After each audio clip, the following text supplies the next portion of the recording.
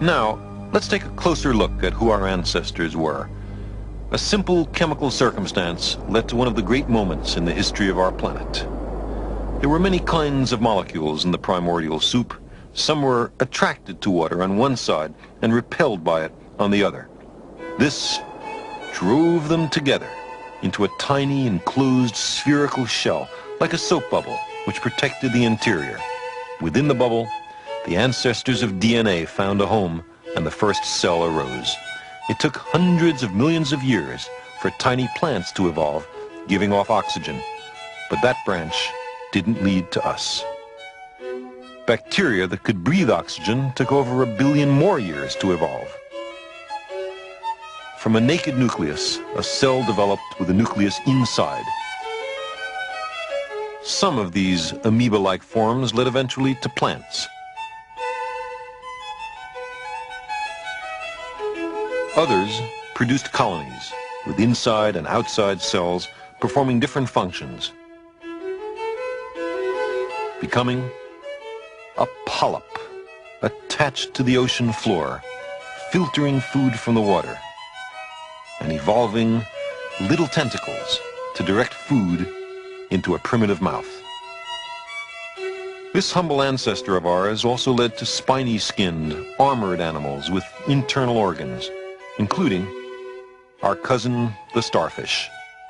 But we don't come from starfish.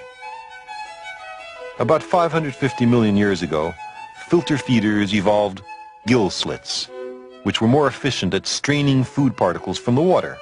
One evolutionary branch led to acorn worms.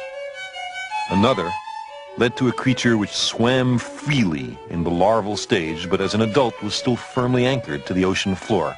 Some became living hollow tubes, but others retained the larval forms throughout the life cycle and became free-swimming adults with something like a backbone.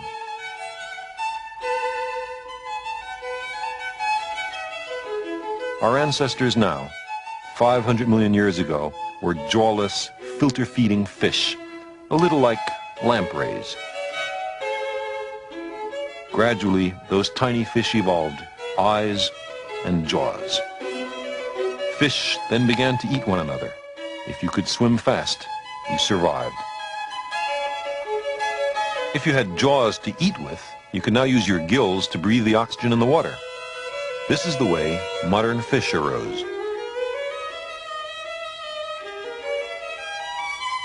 During the summer, some swamps and lakes dried up, so some fish evolved a primitive lung to breathe air until the rains came. Their brains were getting bigger. If the rains didn't come, it was handy to be able to pull yourself along to the next swamp. That was a very important adaptation. The first amphibians evolved, still with a fish-like tail. Amphibians, like fish, laid their eggs in water where they were easily eaten. But then a splendid new invention came along, the hard-shelled egg laid on the land where there were as yet no predators. Reptiles and turtles go back to those days. Many of the reptiles hatched on land never returned to the waters. Some became the dinosaurs. One line of dinosaurs developed feathers useful for short flights. Today, the only living descendants of the dinosaurs are the birds. The great dinosaurs evolved along another branch. Some were the largest flesh eaters ever to walk the land. But 65 million years ago, they all mysteriously perished. Meanwhile, the forerunners of the dinosaurs were also evolving in a different direction. Small, scurrying creatures, with the young growing inside the mother's body. After the extinction of the dinosaurs, many different forms developed.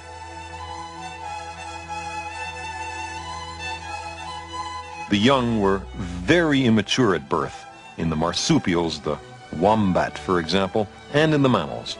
The young had to be taught how to survive. The brain grew larger still.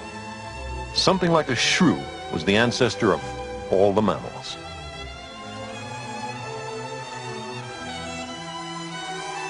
One line took to the trees, developing dexterity, stereovision, larger brains, and a curiosity about their environment. Some became baboons.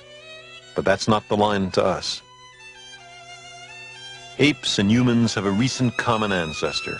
Bone for bone, muscle for muscle, molecule for molecule.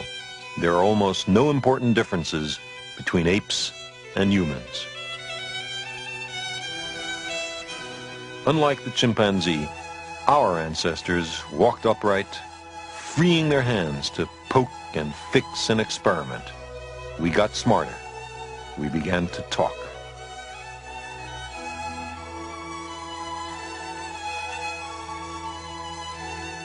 Many collateral branches of the human family became extinct in the last few million years.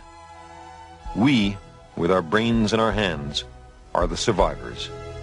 There's an unbroken thread that stretches from those first cells to us. Let's look at it again, compressing 4 billion years of evolution into 40 seconds.